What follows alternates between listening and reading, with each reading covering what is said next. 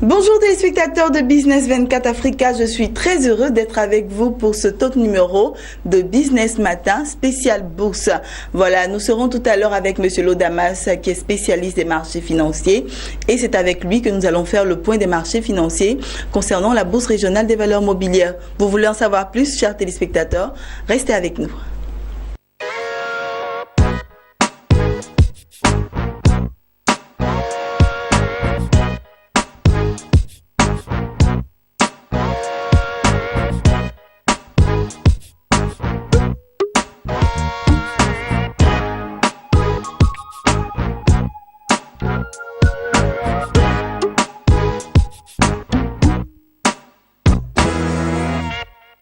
Et voilà, nous sommes de retour sur le plateau. Monsieur Lodamas est avec nous. Monsieur Lodamas, bonjour. Bonjour, madame. Merci d'être sur notre plateau. Je vous en prie. C'est avec vous, comme d'habitude, que nous allons faire le point des marchés financiers. Concernant la bourse régionale des valeurs mobilières, et c'est le point des marchés financiers pour la période, pour la semaine écoulée, n'est-ce pas? C'est exact. Voilà, on commence tout de suite, Monsieur Lodamas, avec les indices principaux.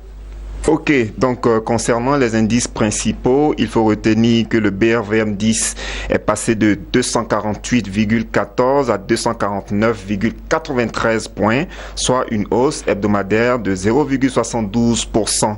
Le BRVM Composite est passé de 280,28 à 278,05 points, soit une baisse hebdomadaire de 0,80%. D'accord, on attaque tout de suite les indices sectoriels. Au niveau des indices sectoriels, il faut noter que le BRVM Industrie a baissé de 0,99%, le BRVM Service Public a évolué de 0,56%, le BRVM Finance a observé un recul de 0,20%, le BRVM Transport a trébuché de 14,33%, le BRVM Agriculture a baissé de 0,66%, le BRVM Distribution a trébuché de 2,05% et le BRVM Haute secteur est resté stable à 432,1 points. Voilà, parlons maintenant des plus fortes hausses et des plus fortes baisses. D'accord, donc au niveau des plus fortes hausses, on notera que le titre SOGB Côte d'Ivoire a progressé de 7,15% en terminant à 34 180 francs CFA. Le titre Nestlé Côte d'Ivoire est passé de 57 100 à 60 000 francs CFA, soit une hausse hebdomadaire de 5,08%. Et la valeur Ecobank est passée de 23 à 24 francs CFA, soit une progression hebdomadaire de 4,35%. Nous continuons avec les plus fortes baisses. Donc, la plus forte chute a été notée sur la valeur Bolloré Transport et Logistique, qui est passé de 297 000 à 254 125 francs CFA, soit une forte chute hebdomadaire de 14,44%. La valeur Tractafrique Motors Côte d'Ivoire est passée de 350 000 à 300 625 francs CFA, soit une baisse hebdomadaire de 14,11%. Et le titre Sodeci a terminé à 64 750 francs CFA, soit une chute de 11,30%. Voilà, merci Monsieur Lodamas. Parlons à présent des valeurs à surveiller cette semaine. Bien, au niveau des valeurs à surveiller, on va tout de suite mentionner le titre Sodeci. La valeur Sodeci, je le rappelle, est passée de 73 000 à 64 750 francs CFA, soit une chute hebdomadaire de 11,30%. Et lorsque vous prenez pour repère la fin de l'année 2016, vous constatez que ce titre-là enregistre actuellement une chute de 23,37%. En clair, le titre Sodeci s'inscrit actuellement dans un canal baissier. Qu'est-ce qui pourrait justifier cette tendance baissière sur le titre Sodeci? On pourra tout de suite, par exemple, mentionner le fait que il y a de cela quelques jours, la Côte d'Ivoire a enregistré encore une fois de plus une mutinerie. J'ai envie de dire, fort heureusement, elle a été très rapidement circonscrite. D'accord. Mais lorsque les militaires observent ce genre de mouvement, cela est totalement dommageable à une entreprise comme la Sodeci, qui est leader en matière de, j'ai envie de dire, mais qui a le monopole au niveau de la distribution de l'eau en Côte d'Ivoire. Okay? Donc, qu'est-ce qui se passe concrètement lorsqu'il y a ce genre d'événement, lorsqu'il y a très souvent des mutineries? Les véhicules de la SODECI et de la CIE aussi sont très souvent réquisitionnés. Okay? Et au sorti de ce genre de troubles, la SODECI enregistre très souvent des pertes au niveau de son patrimoine. Tout à fait. Parce que la plupart des véhicules de la SODECI sont des véhicules de type 4x4. Oui. Et donc, on se dit que peut-être que cette crainte-là a été observée par certains investisseurs. Et il y a aussi le fait que lorsqu'il y a des troubles sociopolitiques en Côte d'Ivoire, très souvent, il est difficile pour des entreprises comme la SODECI de faire des recouvrements. D'accord. Surtout que la mutinerie a commencé au niveau de la ville de Bouaké, oui, qui se situe au centre de la Côte d'Ivoire. Et donc, on se dit que si jamais la mutinerie persistait, il était fort probable que toutes les factures des consommateurs qui se situent au niveau de la ville de Bouaké jusqu'au nord de la Côte d'Ivoire, les recouvrements allaient peut-être être difficiles. Donc, en fait, qu'est-ce que nous voulons expliquer concrètement? Nous voulons donc dire par là que lorsque il y a des bruits de bottes, le marché peut enregistrer cela comme une mauvaise nouvelle parce que lorsqu'il y a des troubles sociopolitiques, la SODECI, notamment, fait partie des entreprises qui encaissent malheureusement le mauvais coup en pareille circonstance. Donc il y a ce facteur-là qui a peut-être joué sur le marché.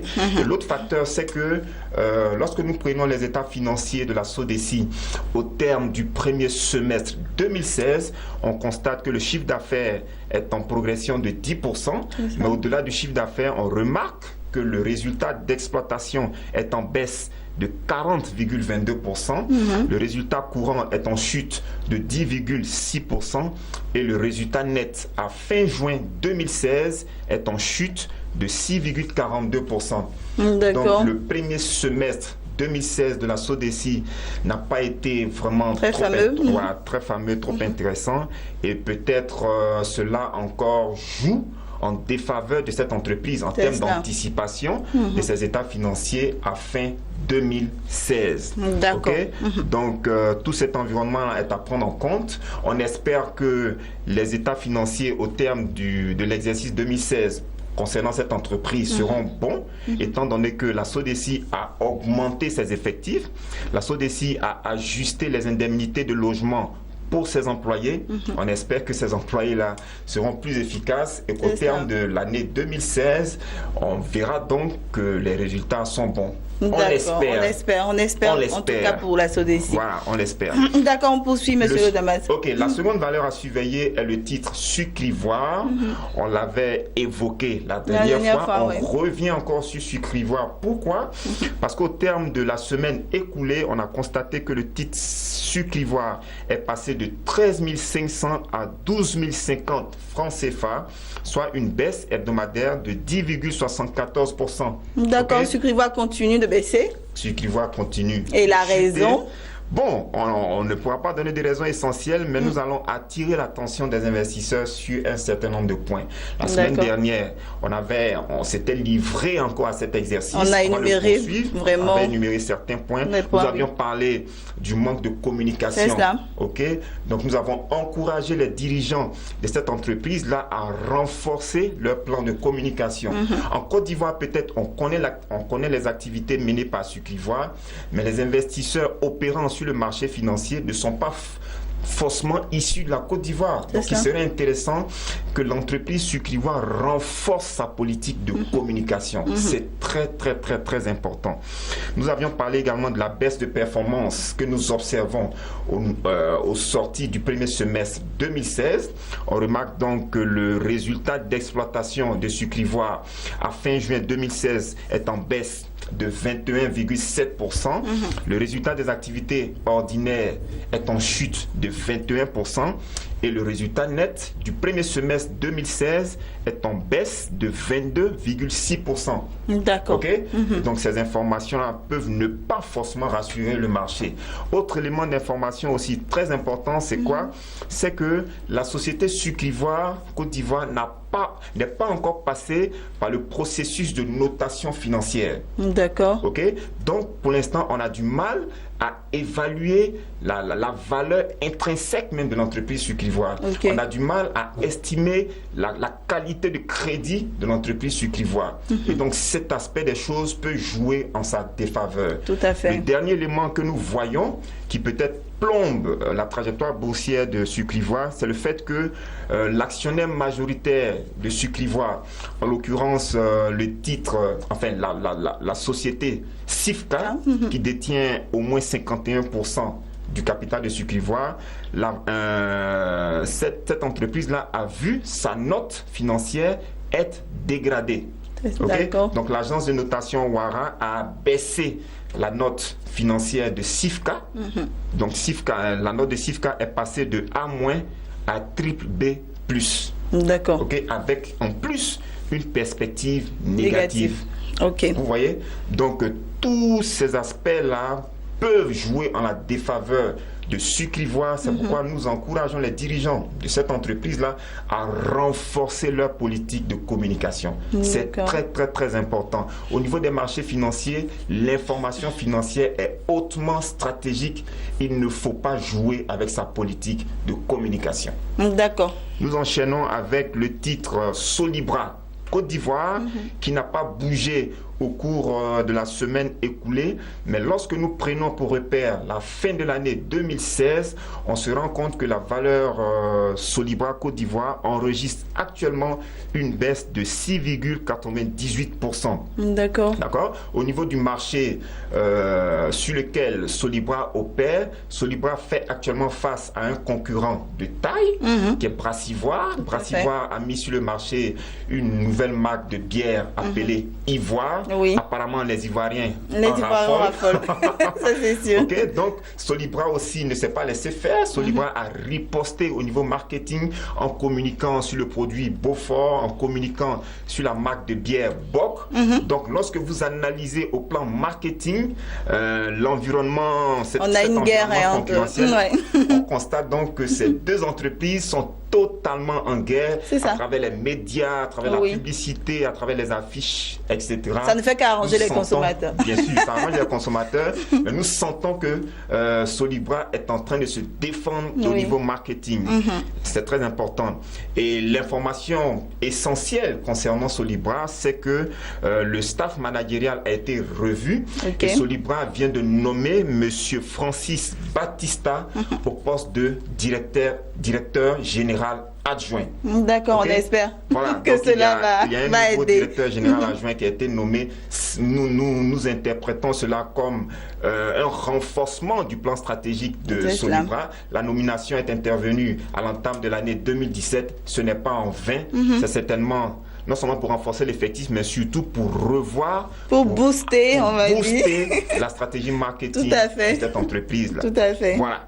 Donc, il va falloir surveiller de près la valeur Solibra Côte d'Ivoire, parce qu'au niveau marketing, au niveau managérial, Solibra est en train de prendre de nouvelles dispositions pour justement faire face à la concurrence. D'accord, merci Monsieur Lodamas pour toutes ces informations. Et on va continuer cette émission pour parler des marchés à l'international. On va s'intéresser alors au pétrole brut et au pétrole WTI. Ok, donc au niveau des matières premières, l'or a progressé de 1,92% pour terminer à 1196,33 $ l'once. Le pétrole Brent a trébuché de 2,8% en achevant sa course avec une cotation de 55,55 $ le baril. Le pétrole WTI a brandi une cotation de 52,49 $ le baril, soit une baisse hebdomadaire de 2,98%. D'accord, Monsieur Lodamas. On va terminer cette émission avec vos conseils. On avait commencé avec à parler d'un sujet la fois passée, la dernière fois. Oui. Voilà, on va poursuivre. D'accord. Donc la dernière fois, nous avions abordé un aspect important en matière d'investissement en bourse. Nous avions développé la fixation des objectifs. Donc nous rappelons brièvement pour dire que lorsque vous investissez en bourse, ne procédez pas par hasard. Il faut vous fixer des objectifs.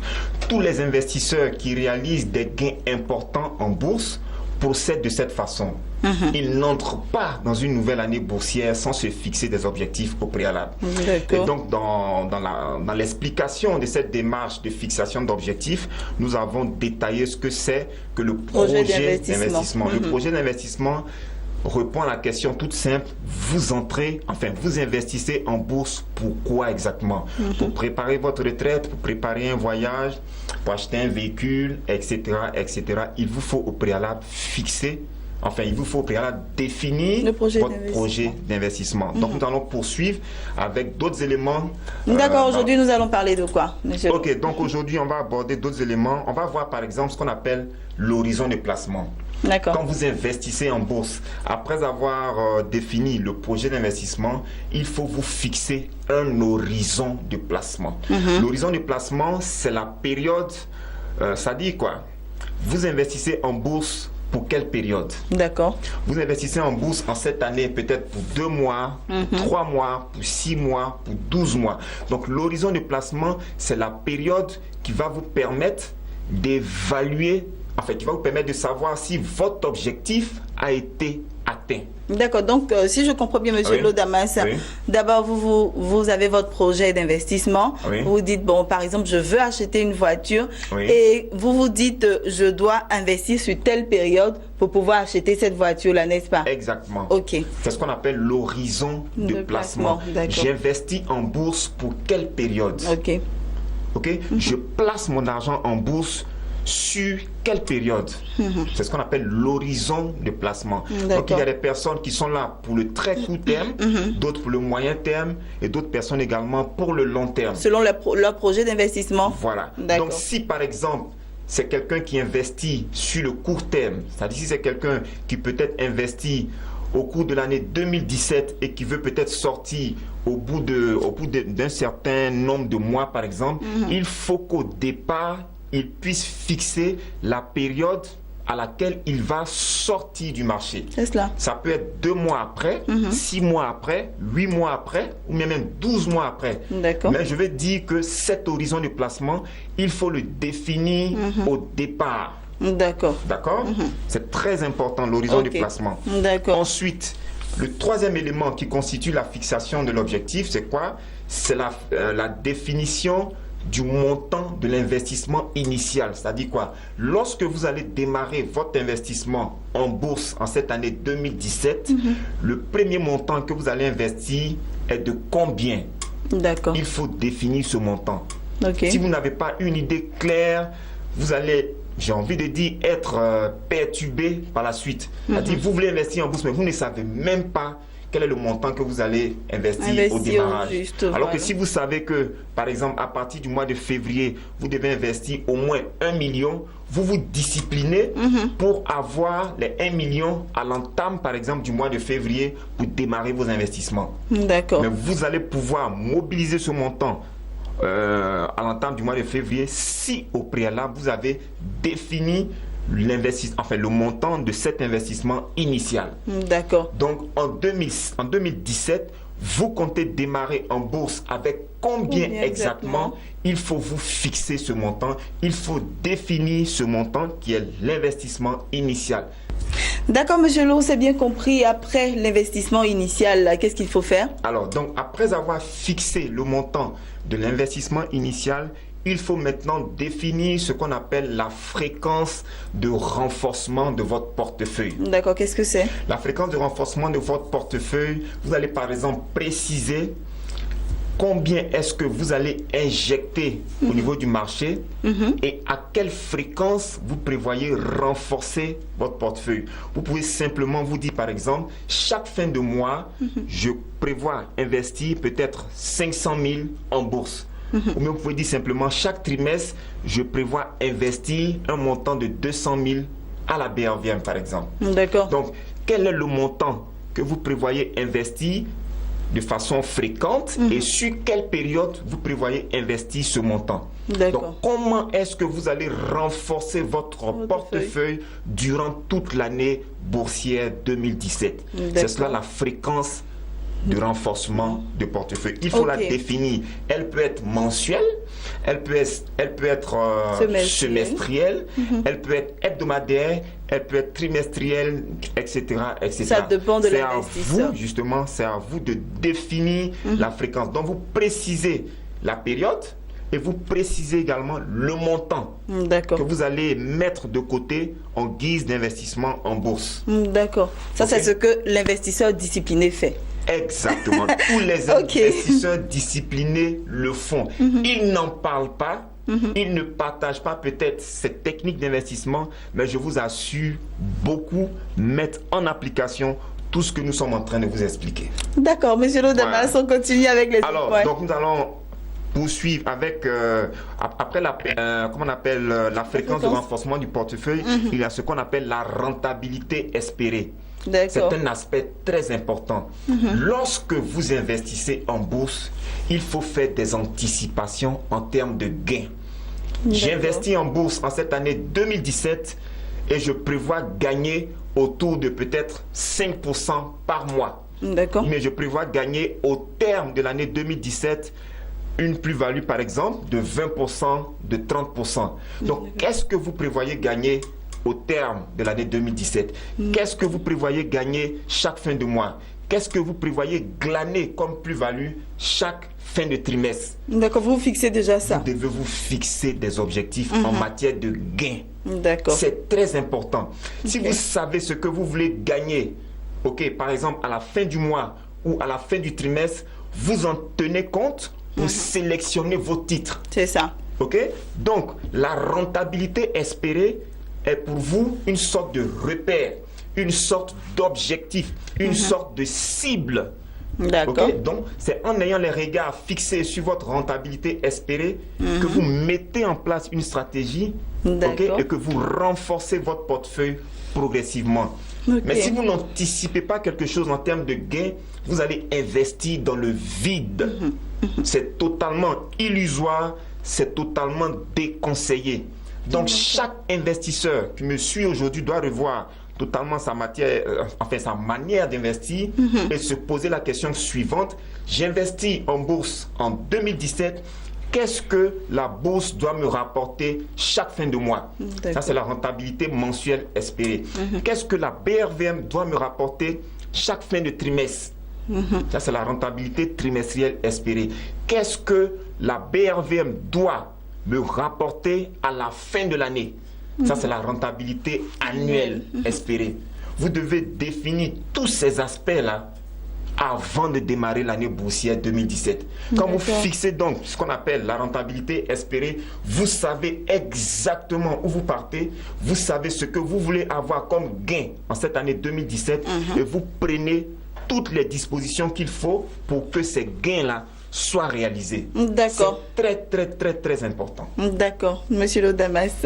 On enchaîne avec un dernier point au niveau de la fixation des objectifs, qui est donc la précision du niveau de perte tolérable. D'accord, ça aussi. Il faut préciser votre niveau de perte tolérable. Il faut baliser d'avance votre portefeuille. J'investis en bourse, mais psychologiquement, je suis prêt à perdre combien en bourse? Je suis prêt à perdre combien par mois? Je suis prêt à perdre combien par trimestre? Je suis prêt à perdre combien au cours de l'année boursière 2017? Et ce niveau de perte-là s'évalue en taux. Vous pouvez dire par exemple, moi je peux supporter par mois une perte par exemple de 5% de mon portefeuille. Je peux supporter au maximum par trimestre une perte peut-être de 10% de mon portefeuille. Je peux supporter au maximum jusqu'à la fin de l'année une baisse de mon portefeuille évaluée peut-être à autour de 30% de ce que j'aurais investi durant toute l'année. Donc psychologiquement, il faut déjà définir les choses, il faut déjà préciser le niveau de perte que vous pouvez supporter. Il ne faut jamais être surpris. Il ne faut pas être surpris justement. De telle sorte que lorsque votre portefeuille évolue en baisse jusqu'à ce niveau, vous pouvez prendre ce qu'on appelle des mesures d'ajustement de votre portefeuille. Mais si vous n'avez pas un niveau de perte tolérable qui est fixée, vous allez voir votre portefeuille fortement baisser et vous pouvez rester totalement indifférent. Ça, c'est la réaction d'un investisseur totalement indiscipliné. C'est ça, tout à fait. Précisez vos gains anticipés, précisez également les pertes que vous pouvez tolérer. C'est ça. Les investisseurs professionnels investissent Ils agissent comme ça. D'accord. Voilà. C'est bien compris, Monsieur Lodamas. On a terminé avec tous les points, n'est-ce pas? On a terminé. Il y a encore d'autres points, mais on va s'arrêter là. On va s'arrêter là pour le moment. On va s'arrêter là. Ce qu'il faut comprendre simplement, c'est que si vous voulez gagner de l'argent en 2017 en investissant à la BRVM, il faut que vous soyez discipliné. Et la première étape en matière de discipline pour un investisseur chevronné, il faut que vous puissiez vraiment au préalable vous fixer des objectifs. Le projet d'investissement, l'horizon de placement, le montant de l'investissement initial, la rentabilité espérée, la fréquence de renforcement de votre portefeuille, le niveau de perte tolérable, tous ces aspects-là, vous devez au préalable les fixer avant de démarrer une année boursière. C'est très important. Les professionnels opèrent de cette façon. Nous souhaitons aussi que tous les investisseurs particuliers, etc., tous ceux qui veulent gagner de l'argent à la BRVM en cette année 2017, que toutes ces personnes-là donc essaient de mettre ces conseils-là en application. Beaucoup le font déjà. Nous souhaitons que vous puissiez en faire de même. D'accord, merci Monsieur Lodamas. Monsieur Lodamas souhaite que vous soyez des investisseurs professionnels et cela passe par la discipline dans l'investissement. Voilà, merci Monsieur Lodamas pour toutes ces techniques-là. Merci. J'espère que les téléspectateurs vont se servir de cela et seront de très bons investisseurs. Voilà, chers téléspectateurs, si vous avez des questions à nous poser, nous sommes joignables au numéro qui s'affiche au bas de votre écran et Monsieur Lodamas est disponible, il va répondre à toutes vos questions, n'est-ce pas Monsieur Lo? Bien sûr. Voilà, merci encore et à très bientôt pour une autre émission Monsieur Lodamas. Chers téléspectateurs, c'est ici que nous terminons cette émission. Très heureuse de vous l'avoir présentée et toute l'équipe de production se joint à moi pour vous souhaiter une excellente journée sur Business 24 Africa, bien sûr. À très bientôt.